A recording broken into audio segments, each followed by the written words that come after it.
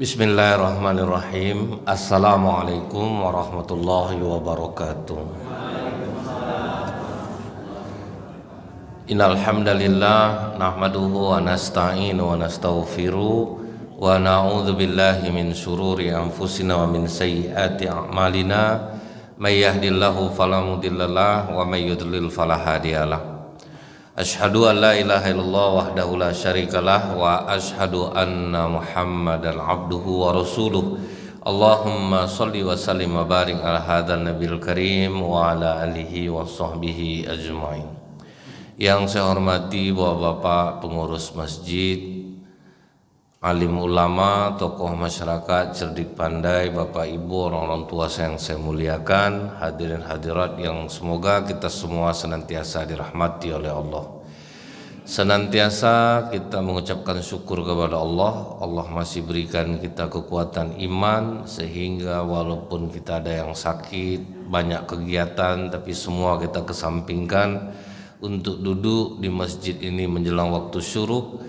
Semoga apa-apa yang Bapak Ibu lakukan ini menjadi sebab mudah-mudahan yang sakit disembuhkan oleh Allah, yang sedang kesulitan dimudahkan oleh Allah dan dimurahkan rezeki insyaallah. Bersolawat kita kepada Rasulullah SAW dengan ucapan Allahumma sholli ala Muhammad wa ala ali Muhammad. Semoga dengan diringankan Allah lisan kita ini bersolawat, kita akan mendapatkan syafaat di yaumil akhir kelak. Nabi Ishaq alaihissalam, Pak, di masa tuanya itu matanya buta. Dan Nabi Ishaq ini punya dua orang anak. Satu namanya Ais, satu namanya Yakub. Tetapi Nabi Ishaq lebih cenderung sayang kepada Ais daripada kepada Yakub.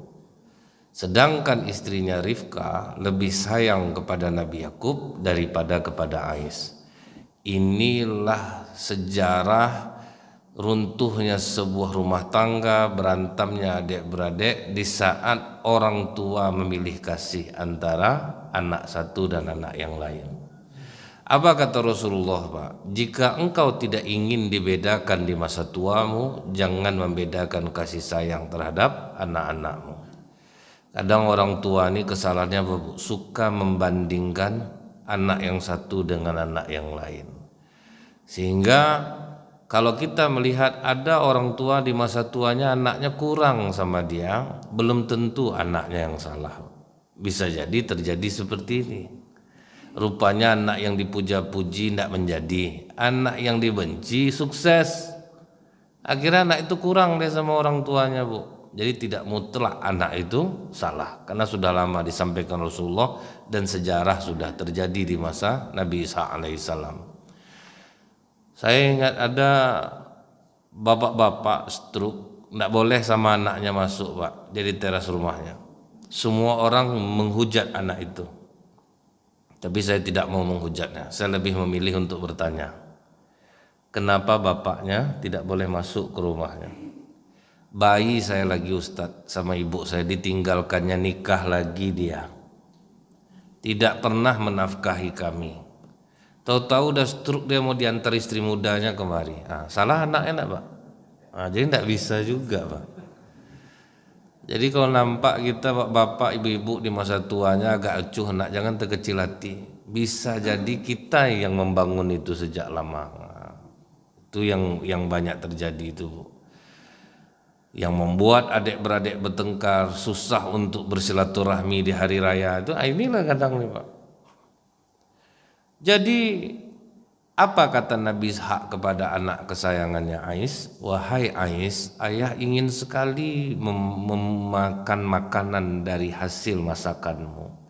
Tolong masakkan makanan untuk ayah. Baik ayah, berangkatlah Ais ini, Pak.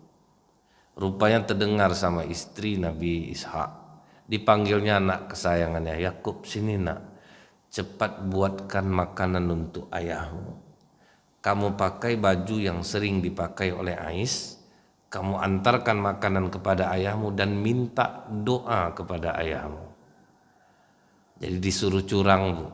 Karena kan Nabi Ishaq buta nih.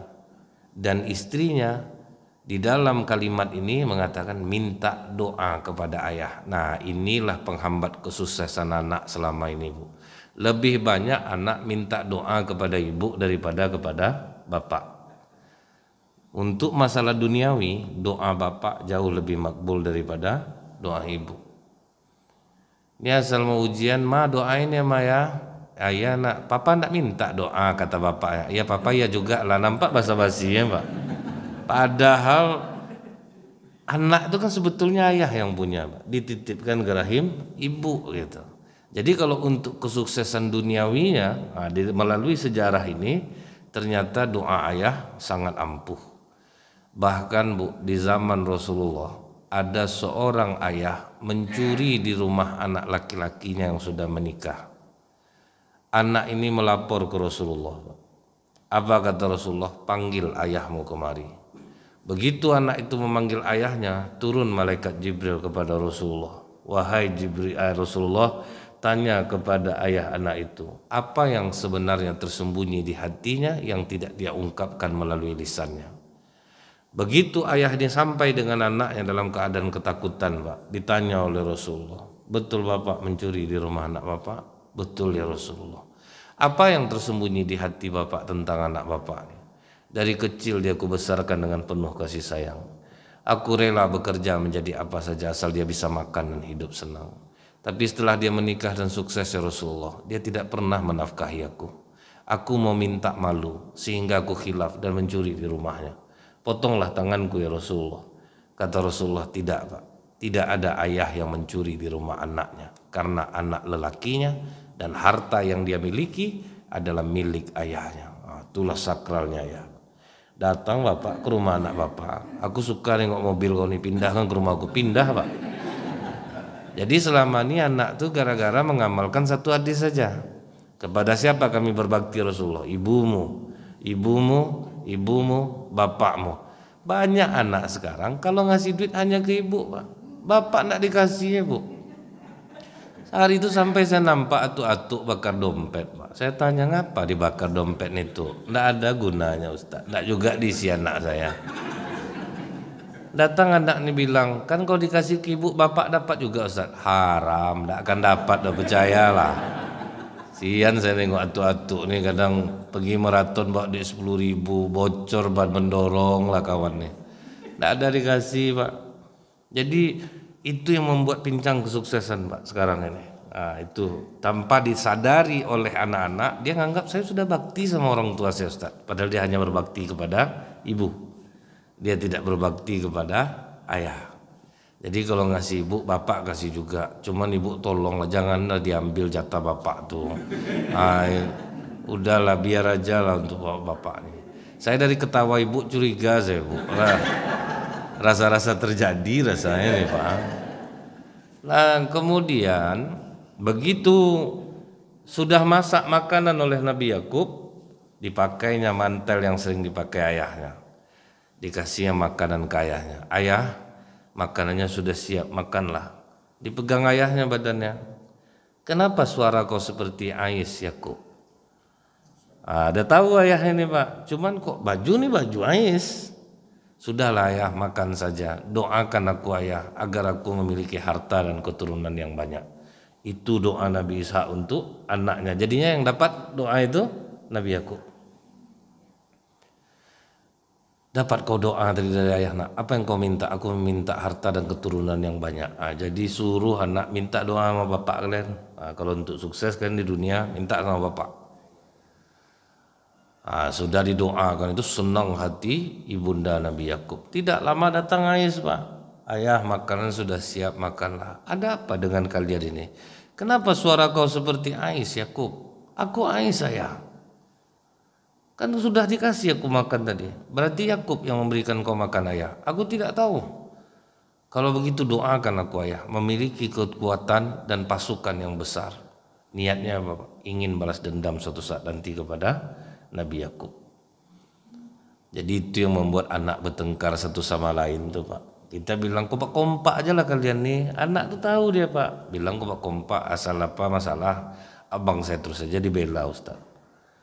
Abang saya tuh Ustaz udah banyak ngabisin harta orang tua, sayang juga orang tua saya sama dia. Saya padahal enggak ada. Itu Pak. Kita merasa heran saya nengok anak saya nih. Padahal udah berdoa saya ke Allah. Kita yang mengaburkan doa tuh. Kita yang membuat doa itu tidak terkabul, tapi kita tidak sadar Pak. Sempatlah disuruh Bu ya anak tuh tolong kritiklah kami orang tua nih. Mungkin banyak yang diungkapkan ya Pak. Cuman kita selalu merasa orang tua itu selalu benar. Tahu papa daripada kalian lagi, udah tua papa nih, nah, itu terus saja andalan tuh Pak. Jadi Pak ya, mendengar doa yang diminta oleh Ais, ketakutanlah ibunda Nabi Yakub. Yakub, abang kau benci betul sama kau. Tinggalkan tempat ini. Tinggallah kau dulu di rumah pamanmu yang bernama Laban. Pergilah kau dari sini. Sambil takut Pak larilah Nabi Yakub dari rumah supaya jauh dari abangnya. Ada mulai berpisah tuh Pak. Minta izin kepada ayahnya Yakub, dia pergi. Minta maaf Nabi Yakub sudah mencurangi abangnya. Berangkat dia sampai ke tempat pamannya yang bernama Laban. Sampai di rumah pamannya Bu, rupanya pamannya ini punya 2 orang anak. Satu namanya Lia, satu namanya Rahil. Tetapi ada perbedaan yang mencolok dari kedua anak Laban ini. Yang namanya Lia ini sangat-sangat kurang wajahnya Pak. Boleh dibilang tidak akan ada laki-laki yang tertarik lihat dia. Sementara adiknya Rahil memiliki kecantikan yang sangat-sangat luar biasa. Siapapun laki-laki yang tampan pasti akan jatuh cinta kepadanya. Jadi kadang kita ini ada diuji oleh Allah Bu. Ada anak yang cantik, ada anak yang jelek. Kadang di postingnya di Instagram anak yang cantiknya aja terus Bu. Anak ibu berapa orang? 2 Ustaz. Yang satu lagi mana? Dia yang moto. Yang moto itulah yang buruk-buruk Pak. Yang cantik terus aja yang diposting. Itu banyak loh. Nanti anak ini sama aja semuanya Ustaz. Kan itulah alasannya Pak. Tapi kenapa anak itu tidak dimunculkan? Memang difotokannya juga, tapi hatinya sedih lah Pak. Malu maknya punya anak dia. Jadi ada 2 perbedaannya Bu. Yang satu jelek, satu cantik. Apa kata Nabi Yakub? Paman, aku kan akan lama tinggal di sini. Boleh ndak aku menikah dengan Rahil? Jadi dari zaman dulu tuh kecenderungan laki-laki pasti dengan perempuan cantik, perempuan cantik dengan laki-laki tampan Pak. Kalau ada yang bilang saya ndak penting suami itu ganteng Ustadz, yang penting dia soleh bisa membimbing saya ke akhirat. Udahlah Bu, berhentilah ngibur diri itu. Tahu saya penderitaan ibu tuh. Mana menyelera Pak, tengok suami malam apa pula lah nikah sama dia nih. Biasanya tuh duitnya banyak Bu yang macam itu tuh. Wajah kurang duit banyak Pak, jadi termaafkanlah wajahnya tuh. Karena duit banyak. Atau ada laki-laki bilang untuk apa istri cantik Ustaz? Saya yang penting dia soleha. Udah. Saya tahu Pak bagaimana sakitnya hati Bapak tuh. Kadang terpaksa lah ramah sama istri orangnya dia Bu ya. Istri kita mau diramahkan tidak enak lah Pak. Akhirnya ramah sama istri orang tidak dengan istri sendiri. Dari tahun 1 lagi Bu ya. Anak Nabi Adam bertengkar gara-gara apa Pak? Kan merebutkan Iklimah. Karena Iklimah berwajah cantik, Labuda berwajah jelek. Sehingga Rasulullah mengatakan menikahlah kalian dengan yang sekufu. Maksudnya Bapak, selevel Pak. Bapak ganteng, istri cantik. Yang menengah wajahnya menengah pula istrinya. Itu baru aman ya Bu. Istri dapat suami terlalu ganteng. Setiap saat di WA-nya suami ya Pak. Baru keluar dari gerbang rumah. Udah sampai di mana Bang? Pasal berhenti dulu. Gerbang perumahan baru deh. Cok foto lu, foto pula. Kirim. Sampai di kantor, udah sampai abang di kantor, dia harus cepat dijawab Pak, kalau enggak berkelahi nanti diulang-ulangnya nelfon tuh. Sampai di kantor udah sampai deh, ajak foto-foto tuh yang di hitam-hitam belakang lemari itu apa tuh? Sapu hijau tuh deh. Nah sama sapu hijau cemburu. Risau macam itu, itulah resah saya Ustaz macam mana. Ya, itulah akibatnya kan. Dia memang berwajah jelek, bapaknya kaya raya, maka maulah laki-lakinya ya siksa lah. Itulah apa namanya buah dari yang kita tanam. Nah setelah itu Bu, apa kata pamannya? Kau boleh menikah dengan Rahil, tetapi kau harus bekerja dulu dengan aku selama 6 tahun. Ada syarat untuk mendapatkan anaknya, bekerja 6 tahun. Karena dia punya tujuan untuk menikahi Rahil, maka dia akan bekerja segiat-giatnya karena ingin mendapatkan sesuatu yang sangat dia inginkan. Itu juga kita nih Bu, ada sesuatu yang kita inginkan kepada Allah, besar rasanya, maka kita juga harus mendekat kepada Allah sejadi-jadinya. Nah, asal besar keinginan kita, udah dekati aja Allah sejadi-jadinya. Setelah 6 tahun Bu, apa kata Nabi Yakub? Paman, sudah 6 tahun aku bekerja denganmu, sudah boleh aku menikah dengan Rahil. Nah itulah masalahnya Yakub. Dalam adat kita nih, kalau kakaknya belum nikah, adiknya belum boleh nikah. Kalau kau mau, nikahilah kakaknya dulu. Karena waktu itu masih dibolehkan menikahi 2 orang perempuan bersaudara, lain dengan Rasulullah, itu yang tidak boleh. Ajaran Rasulullah tidak boleh menikahi 2 perempuan bersaudara. Langsung ngedrop Nabi Yakub Pak, 6 tahun menunggu Bu. Ditunggulah Lia nikah, tidak ada laki-laki yang mau sama dia Pak. Kau nikahi Lia, nanti kerja kau 4 tahun sama aku, baru kau nikah sama Rahil. Langsung ngedrop Nabi Yakub Bu, terkenang dia, dulu aku mencurangi abang aku, akhirnya kena lah aku jadinya. Mau tidak mau dinikahinya lah Lia. Nikah tanpa cinta, jangankan cinta lagi, rasa iba aja tidak ada Pak. Tapi terpaksa nikah, kau tidak bisa nikah sama Rahil. Menikahlah dengan Lia tanpa rasa cinta, ternyata berbahaya Pak. Itulah Rasulullah mengatakan Bu, ketika ada seorang perempuan datang, ya Rasulullah, aku sudah punya pilihan, sementara ayahku memaksaku menikah dengan pilihannya. Apa kata Rasulullah?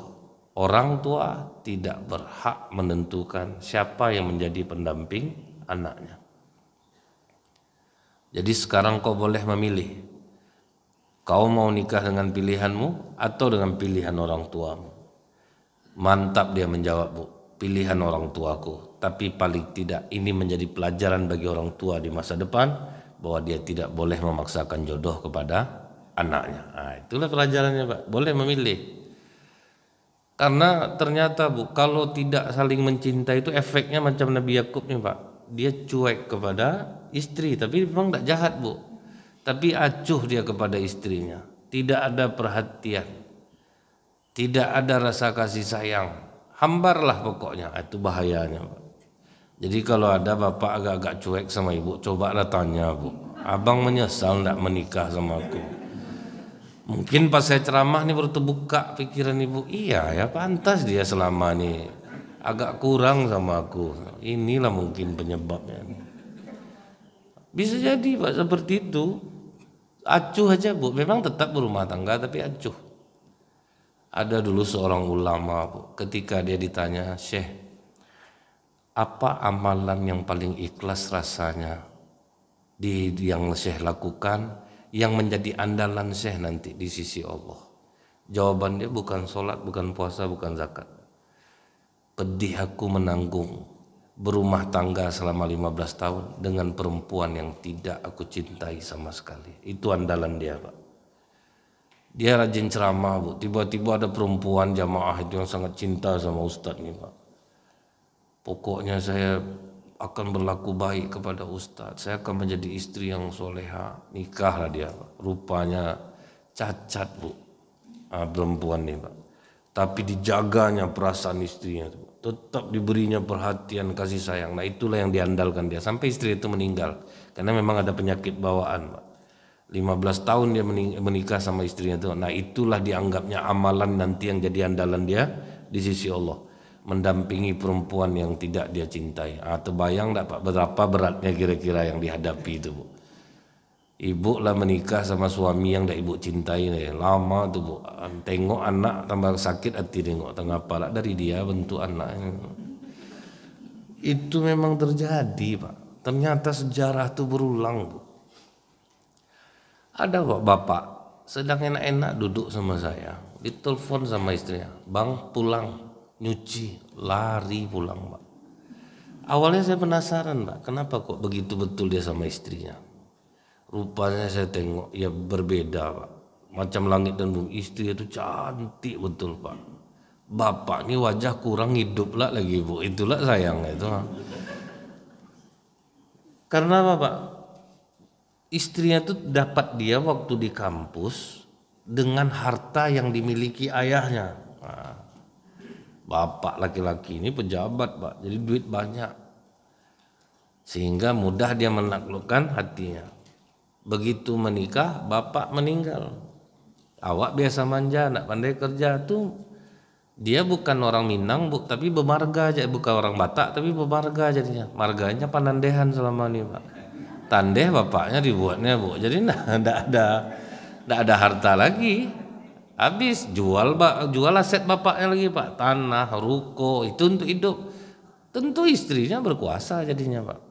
Awak terlanjur sayang. Apa jadi suruh istrinya itu berlari deh bu. Bayangkan mah. Saya bilang ya udahlah, minta ampun aja kepada Allah. Kita memang salah kata saya.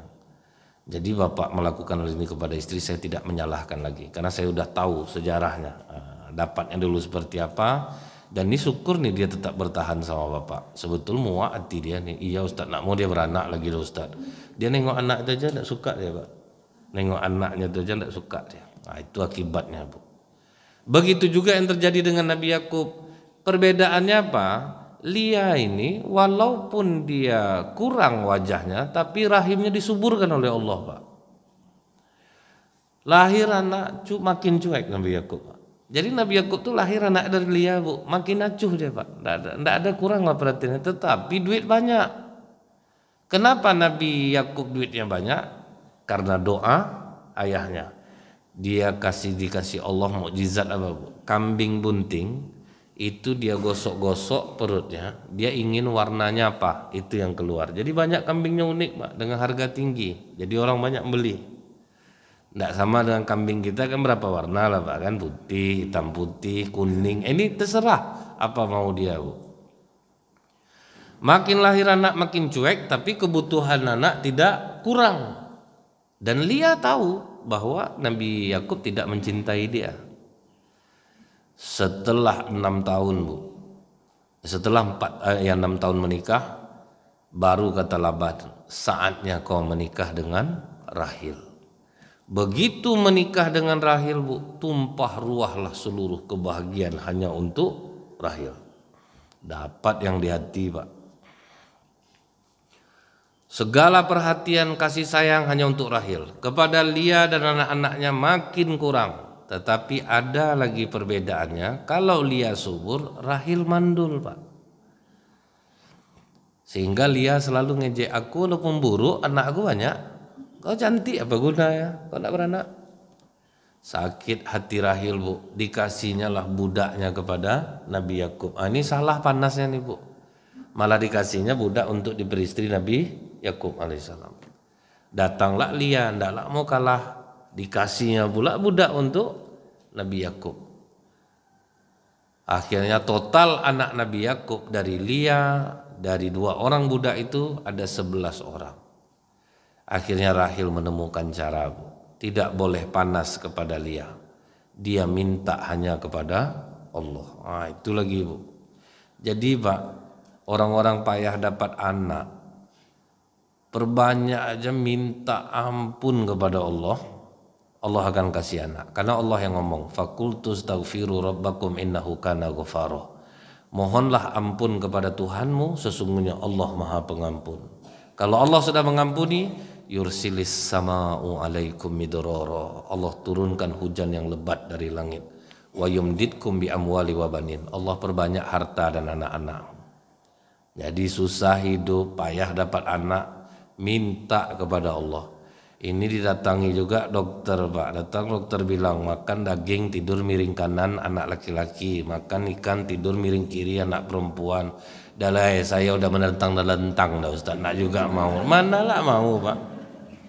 Ke Allah minta tuh, minta ampun kita sejadi-jadinya kepada Allah.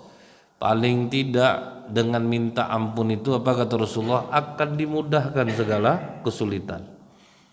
Ucapkan aja terus astagfirullahaladzim, astagfirullahaladzim, astagfirullah. Sambil kita berbenah diri Pak. Minta kesabaran ke Allah. Jadi itu yang dilakukan oleh Rahil. Betul-betul sejadi-jadinya hanya minta kepada Allah. Dilepaskannya sakit hati dan bencinya kepada Lia dan budak-budak yang punya anak itu. Dengan banyak dia beristighfar, dilapangkan Allah hatinya. Sampai pada masanya. Jadi begitu sampai pada masanya itu Bu ya. Ingat saya RB Sentano, pengarang buku Kuantum Ikhlas, itu kan 6 tahun tidak dapat anak. Pergi dia ke androlog senior di Jakarta, dicek ternyata istri subur, dia mandul Pak. Yang laki-lakinya yang mandul. Dikasih tahu sama dokter, maaf ya Pak ya, harus saya sampaikan sama Bapak, benih Bapak 0%. Jadi secara medis Bapak tidak bisa punya anak. Begitu dia dengar keputusan itu dalam hatinya, Bu, alhamdulillah ya Allah.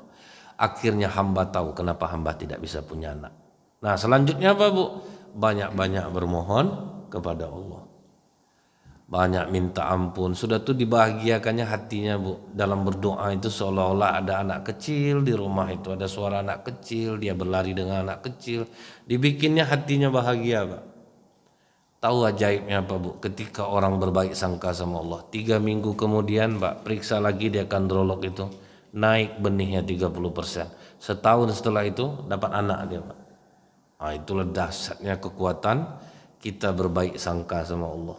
Tidak ada dendam sama orang. Ternyata kita menarik seluruh kebaikan di bumi ini jadinya Bu, untuk melayani kita. Nah, begitu dia menyerahkan diri kepada Allah, akhirnya hamillah Rahil Pak. Sekali dapat anak Bu, ndak pula tanggung-tanggung. Paling tampan pula di dunia Pak, yaitu Nabi Yusuf alaihissalam. Beberapa tahun kemudian lahir adik Nabi Yusuf, Bunyamin. Tapi waktu melahirkan Bunyamin, Rahil pun meninggal dunia.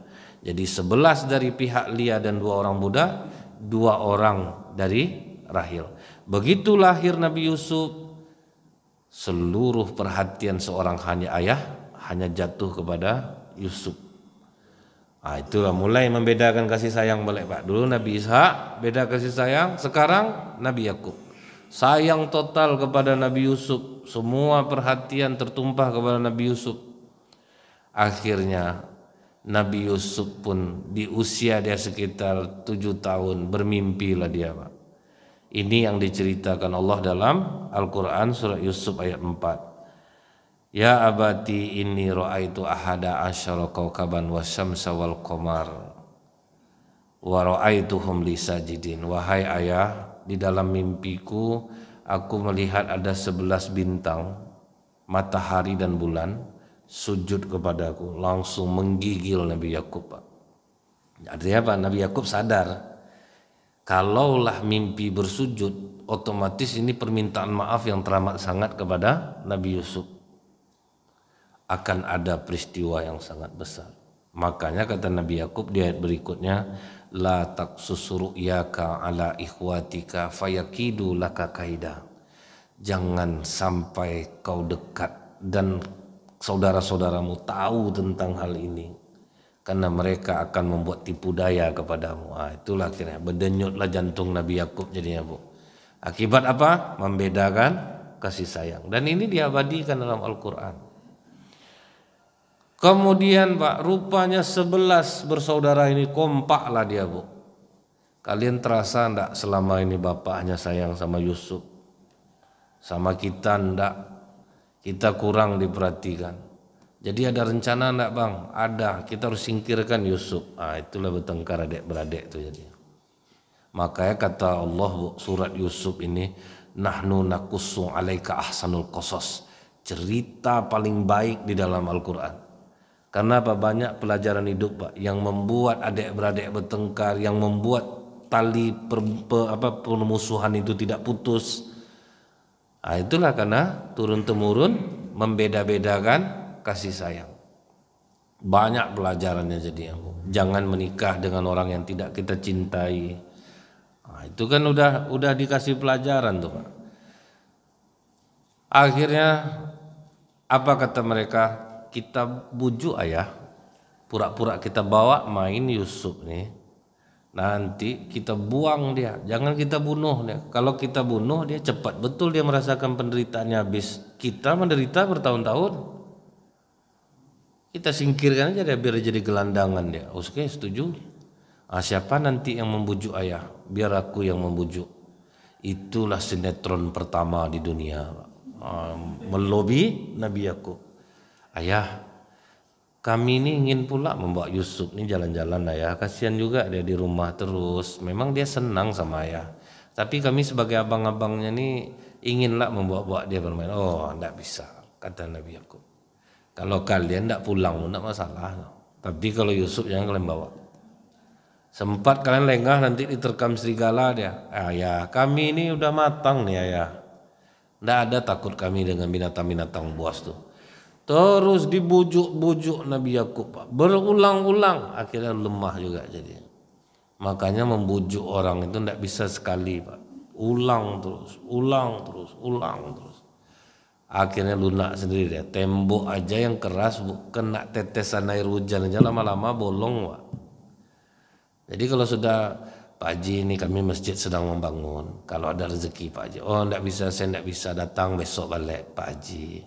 Mana tahu kemarin Pak Haji nak tertarik. Dia gini masalah Pak Haji. Saya tidak senang kalau dia jadi pengurus. Dia gini pula Pak Haji. Terus bujuk. Harus berulang-ulang Pak. Tidak bisa sekali ya. Kalau Pak Haji nak mau gimana lagi. Tidak bisa datang besok balik. Aku selagi dia jadi pengurus tuh ke masjid pun tidak mau aku. Ya itu tidak masalah Pak Haji. Yang penting kan ada untuk Pak Haji apa di akhirat Pak Haji nanti. Tidak mau saya. Datang besok balik. Muak aku nengok kau nih tulis harus ulang-ulang Mbak, tidak bisa. Memang pasti akan terjadi yang seperti itu. Nah begitu berhasil membujuk, dibawanya lah Nabi Yusuf kecil ini Pak sampai di perbatasan Yordan. Buka baju kau Yusuf. Ngapa bang buka baju kau? Nah inilah kadang Pak, kalau ada bapak ibu dibenci oleh saudara padahal tidak ada masalah rasanya Pak. Inilah masalahnya. Ada kecemburuan. Ngapa bang? Buka aja baju kau. Akhirnya dibuka oleh Nabi Yusuf. Kau masuk dalam ember nih. Dimasukkan orang itu ke sumur. Sumur itu ada tepiannya. Disitulah tegak menunggu menangis-nangis. Kau bayar penderitaan kami ya. Selama ini kau disayang sama orang tua. Diangkat ke atas. Sembelih binatang itu. Serakkan darahnya ke bajunya. Mulailah mereka sinetron kedua Pak. Menangis-nangis di depan Nabi Yakub. Ayah minta maaf kami ayah. Rupanya betul kata kau ayah. Kami lengah. Yusuf diterkam oleh serigala. Ini baju Yusuf ayah. Disitulah menangis sejadi-jadinya Nabi Yakub Pak. Mudah-mudahan keburukan kalian dibalas oleh Allah kata Nabi Yakub. Menangis sejak itu siang dan malam non-stop sampai buta pula mata Nabi Yakub. Karena kesedihan yang teramat sangat Pak, buta mata Nabi Yakub. Adalah seorang musafir pas dia mau mengambil air di sumur itu bergantunglah Nabi Yusuf. Kok berat nih, terus ditarik sampai di atas. Hadzal gulam, ini pemuda. Kenapa yuran tuh? Apa kata Zulaiha? Yusuf, keluarlah engkau, berjalanlah engkau di antara mereka. Keluar Nabi Yusuf Bu. Itu kalau difilmkan tuh Bu ya, kipas dari depan tuh Pak, jadi ya gini-gini lah orang Nabi Yusuf. Nggak sadar mak-mak rempong nih lagi Bu, ngiris tangan ya Pak. Nggak sadar udah luka-luka tangan. Berapa kira-kira ketampanan Nabi Yusuf Pak? Dia nggak nyangka kami ratu, wajar kau jatuh cinta betul sama Yusuf nih. Ini malaikat nih ratu, ini bukan manusia. Di situ tulah mereka berniat ingin memperkosa Nabi Yusuf. Kalau kau tidak mau melayani kami Yusuf, akan kami buat cerita kau telah mengganggu kami. Tapi kalau kau mau melayani kami bebaskan engkau. Akhirnya Nabi Yusuf lebih memilih untuk dipenjara Pak, daripada harus melayani mereka. Dipenjaralah Nabi Yusuf dari umur 15 tahun tanpa kesalahan sampai umur 27 tahun. Nah, itu 12 tahun di dalam penjara, diterima Nabi Yusuf takdir tuh Pak. Tidak pernah dia mengeluh Bu. Jadi kalau orang-orang baik kena musibah seperti itu, terima aja takdir Allah tuh. Jangan khawatir. Jangan kita buat status lah di WA lagi. Ingat ya Allah tuh tidak tidur. Itu terus statusnya tuh Pak. Jadi Bu, di usia Nabi Yusuf ke-27 tahun, raja bermimpi ada 7 ekor sapi gemuk dimakan oleh 7 ekor sapi kurus. Kumpulkan orang istana, kalian ada yang tahu enggak arti mimpi ini? Rupanya ada yang 2 orang pernah dipenjara, di dalam penjara satu sel sama Nabi Yusuf. Dia pernah menceritakan mimpinya ke Nabi Yusuf, Pak. Aku mimpi di kepalaku ini ada roti, kemudian burung mematuk kepalaku, makanan itu di kepalaku. Yang satu lagi aku mimpi menuangkan teko ke dalam gelas. Kata Nabi Yusuf, aku tahu arti mimpi kalian, tapi kalian dengar dulu ceramah aku. Dikasih lah Pak tentang tauhidan. Dan mulai diangkat, dan mulai dikasih kisi-kisi tentang ketauhidan. Akhirnya setelah Nabi Yusuf ceramahi, baru kata Nabi Yusuf, kau yang dipatuk roti di atas kepala, kau akan dihukum mati. Yang menuangkan teko dalam gelas, kau akan jadi orang kepercayaan raja. Jadi yang jadi kepercayaan raja ini, ingat ya langsung, raja ada satu orang dulu satu sel sama aku di penjara yang bisa menakwil mimpi. Siapa? Yusuf. Yusuf anak angkatku. Iya raja. Langsung raja ke penjara Pak. Yusuf, kau masih ingat dengan aku? Ingat raja. Yusuf, aku ada bermimpi. Ada 7 ekor sapi gemuk dimakan oleh 7 ekor sapi kurus. Sedikit pun tidak ada dendam Nabi Yusuf. Dibantunya menakwil mimpi itu. Akan datang 7 tahun masa subur aja. Jadi kita selagi subur nih, banyak-banyak kita menanam, karena akan datang 7 tahun masa paceklik.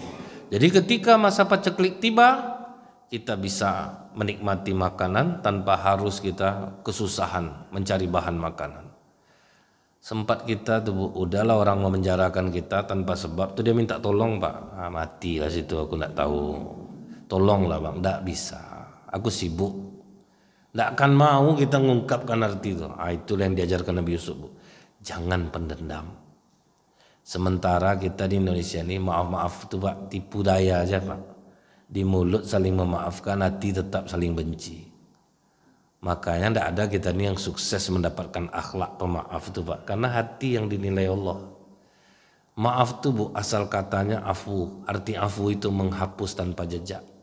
Ini kadang udah ibu maafkan dia Bu. Udah tapi asal nampak muka sakit aja hati aku. Jula-jula dia terakhir kan tidak bayar dia tuh. Ibu yang numbuk jadi. Akhirnya banyak yang terungkap jadinya Pak. Nah itu yang susah tuh.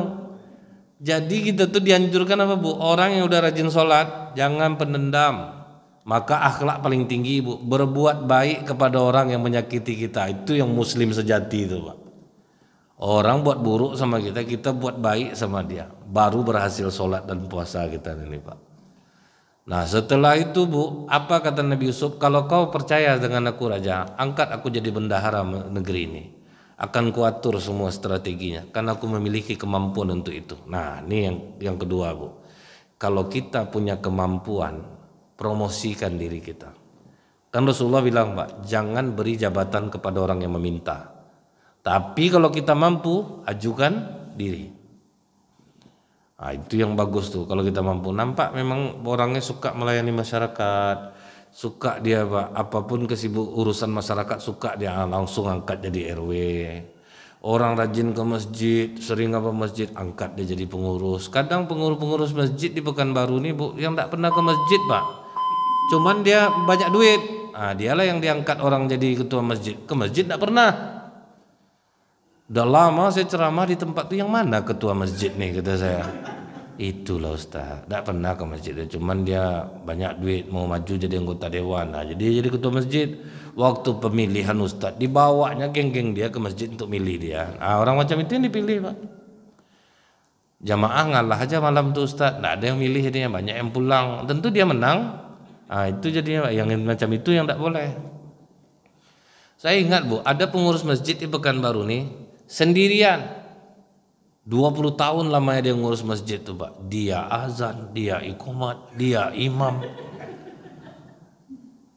Dan masyarakat percaya betul sama dia Pak. Tidak ada pengurus lain. Selesai sama dia masjid tuh. Nah, karena dia memang orang yang hobi melayani orang. Misalnya jadi RW, yang jadi RT, memang kita salut dengan ketokohannya. Ada di Simpang 3 nih Pak, waktu dia ngundang warga, seramai-ramai warga datang Pak. Heran saya, biasanya banyak orang di masyarakat ini tidak hadir semua, tapi kok bisa hadir semua. Saya tanya sama RT-nya, kok bisa Pak RT? Masyarakat ini tidak ada yang berhalangan, hadir semua loh Pak, hadir semua. Saya tuh Ustadz, sama warga nih saya betul-betul pelayan. Ngurus KTP, dia duduk aja di rumah, gak usah pergi. Saya yang menjemput, saya yang ke kantor lurah, saya yang ngurus semua, nanti saya kasih ke dia. Cuman saya minta kalau ada acara warga tolong datang. Apa nak mau orang Pak? Memang dilayani ya masyarakat tuh. Ini datang ke rumah. Kalau nanda tangan nih, beli uang cap nih, kadang cap dah habis pula nih. Gak ada payah kita tuh Pak. Sengajalah yang bantalan cap yang udah kau kabur tuh Pak. Kabur lah Pak, kabur. Ini ada sikit perhatian. Tahu ada bantal cap baru tuh Pak. Itu misalnya, itu kan sebetulnya ada terjadi di dunia nyata.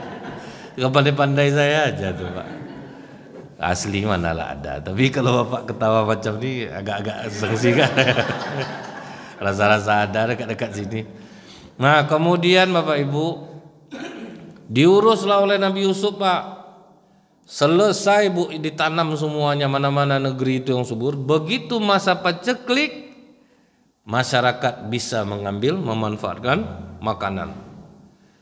Jadi paslah antri, jauh-jauh datang Pak, abang-abangnya Pak, nampak oleh Nabi Yusuf. Abang-abang aku nih, dipanggilnya. Itu yang 11 ini, datang 11-nya.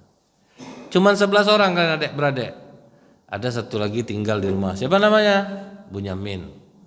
Sini karung kalian biar aku isi. Tidak ada dendam sedikit pun Pak. Sempat bapak tuh, kena kalian sama aku. Aku siksa kalian di sini. Itulah contoh, itu yang membuat Rasulullah itu sabar Pak. Makanya Allah menceritakan ini kepada Rasulullah. Itulah salah satu ayat yang membuat Rasulullah termotivasi memiliki kesabaran tinggi itu Pak. Nabi Yusuf langsung Bu yang memasukkan makanan ke karung saudara-saudara itu Pak. Jadi kalau ada orang Bu ya, kita misal di kantor camat, terus ada tetangga kita berurusan sama kita, janganlah kita sok profesional ikut antri ya Pak ya. Karena nih kita yang mana dulu didulukan, muak orang nengok kita tuh Pak.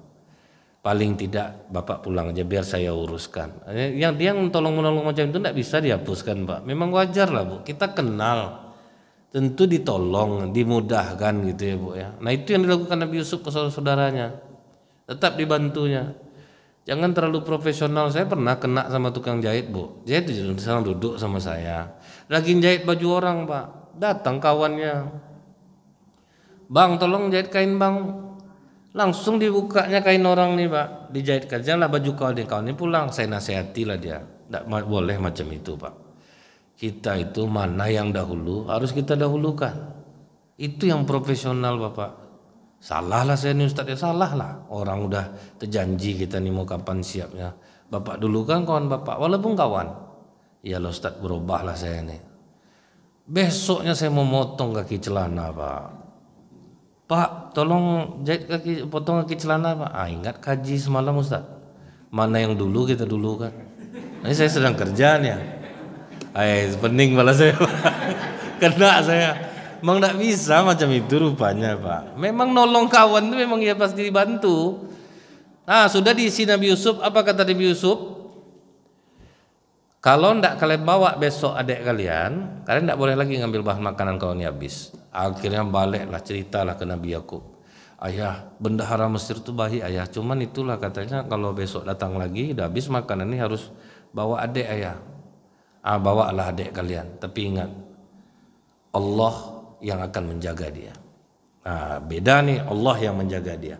Begitu udah habis bahan makanan, datang ke sana, Semua saudaranya sudah berkumpul, Nabi Yusuf pas memasukkan ke karung adiknya dikasihnya emas di dalam bak.